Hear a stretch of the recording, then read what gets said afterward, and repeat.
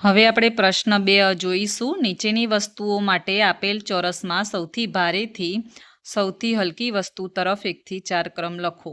તો સૌથી ભારે વસ્તુ હોય એમાં 1 લખવાનું અને તેનાથી થોડું હલકું એ તરફ આપણે જવાનું છે. તો જુઓ, સૌથી ભારે વસ્તુ આ ચારેમાં છે વૃક્ષ, તો આપણે તેમાં લખીશું 1. એનાથી થોડી હલકું વાંદરો, તો 2. પછી દડો 3 અને ચોથો બ્રશ 4. હવે અહીંયા જુઓ ચિત્રમાં, જીરાફ સૌથી મોટું છે તો એમાં 1, પછી નાનું ગલુડિયું છે ને 2, આ સાપ આપેલો છે એટલે એને 3 અને ચકલી એનાથી ઓછા વજનવાળી એટલે 4. હવે અહીં જુઓ તમે, ટીવીને 1 નંબર આપ્યો છે, ઓશિકાને 2 નંબર આપ્યું છે, પછી ચમચીને 3 નંબર અને નોટના પેજને 4 નંબર. અહીંયા જુઓ, ટેબલને 1 નંબર, કેરીને 2 નંબર, ચાવીને 3 નંબર અને બટનને 4 નંબર. પ્રશ્ન 2 ઉદાહરણ મુજબ લખો.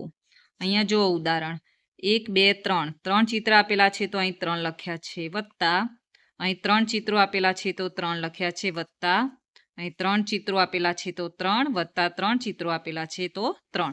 આ બધાનો સરવાળો કરીએ તો જવાબ આવશે 12. પણ આ 3 કેટલી વાર છે? 4 વખત છે. તો અહીં લખીશું 4 વખત 3 એટલે 4 તરી પણ કેટલા થાય? 12. અને આમે બધા ચિત્રોનો સરવાળો કરીશું તો પણ જવાબ કેટલો આવશે? 12. સરખો જ જવાબ આવવો જોઈએ. અહીં 8 પેન્સિલ આપી છે, અહીં 8, અહીં 8. તો 8 3 વખત આપેલા છે તો અહીંયા લખવાના 3 વખત. કેટલી વખત? તો 3 વખત. કેટલા? 8. તો 3 વખત 8, તો જવાબ આવશે 24. અને અહીં પણ આ ત્રણેયનો સરવાળો કરીશું તો જવાબ આવશે 24. અહીંયા જુઓ, પહેલા બોક્સમાં 7 ચિત્રો છે, બીજા બોક્સમાં 7 ચિત્રો છે, બંનેનો સરવાળો કરીશું તો જવાબ 14 આવશે. કેટલા બોક્સ આપેલા છે? 2 બોક્સ, તો 2 વખત કેટલા? 7. 2 વખત 7, તો 2 સિત્તાને 14. અહીં જુઓ, એક બોક્સમાં 4 ફૂલો આપેલા છે તો 4 વત્તા 4 વત્તા 4 વત્તા 4 વત્તા 4 વત્તા 4. તો બધાનો સરવાળો કરીશું તો જવાબ આવશે 24. અને કેટલી વખત 4 આપેલા છે? તો 6 વખત 4, તો 6 ચોક 24. પહેલા બોક્સમાં 5 આપેલા છે, બીજા બોક્સમાં 5 ફૂલો આપેલા છે તો 5 ને 5 કેટલા થાય? 10. બીજી રીતે ગુણાકારની રીતે કરીએ તો 2 વખત 5, તો 2 ગુણ્યા 5 બરાબર જવાબ આવશે 2 પંચાને 10.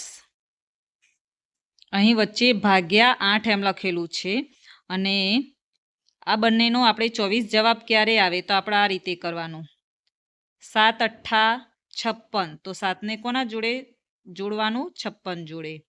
અથવા 24 ભાગ્યા 8 કરો તો જવાબ કેટલા આવે? 24 ભાગ્યા 8 કરો તો 8 તરી 24 થાય. પરંતુ તમારે આ રીતે ગુણાકાર કરવાનો આ બંનેનો, એટલે વારે ઘડીએ તમારે ભાગાકાર કરવો પડે નહીં. હવે 9, તો 9 અઠ્ઠા 72, 3 અઠ્ઠા 24, 5 અઠ્ઠા 40. આવી રીતે તમારે કરવાનું, વારે ઘડીએ આ કોઈનો ભાગાકાર કરવાની જરૂર નથી. હવે જુઓ, આ બંનેનો આપણે અહીંયા ગુણાકાર કરવાનો છે.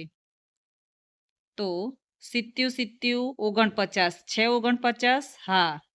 3 સિત્તા 21, તો આપેલા છે તો 3 ને 21 જોડે જોઈન્ટ કરવાનું. 8 સિત્તા 56, 5 સિત્તા 35.